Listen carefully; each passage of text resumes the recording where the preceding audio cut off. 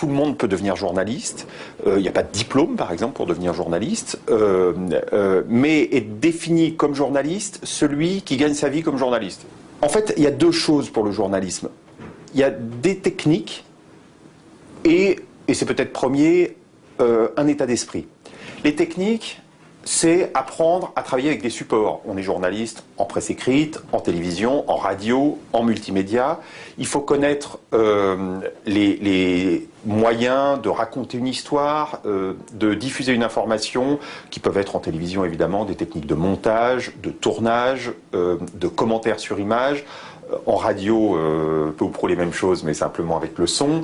En presse écrite, c'est l'art de structurer un article, de hiérarchiser l'information. En multimédia, c'est un peu tout ça, avec les techniques web en plus.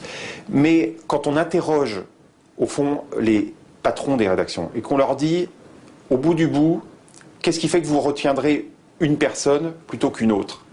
C'est toujours la même réponse. Au-delà de tout le bagage technique, de la polyvalence qui est réclamée aujourd'hui, c'est qu'un bon journaliste, c'est d'abord quelqu'un qui sait ramener des meilleures histoires que les autres et les raconter mieux que les autres. C'est un métier à la fois manuel et intellectuel. Il est important d'avoir un bagage intellectuel, culturel, d'avoir lu, et pas seulement des journaux.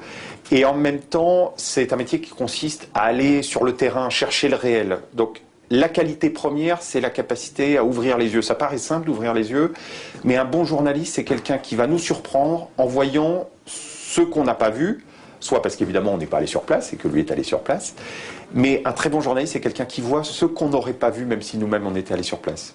Quand on va à un entretien, si on apporte son CV, on n'apporte rien à un recruteur qui reçoit plein de CV toute la journée. Si en revanche on apporte ne serait-ce que 3 petits synopsis sur 3 idées, et que ces 3 idées, on parvient à surprendre le rédacteur en chef qu'on va voir, et qui se dit « Ah tiens, ces idées-là, on ne les avait pas eues. » Lui, il m'envoie pas de sa candidature, il m'apporte quelque chose.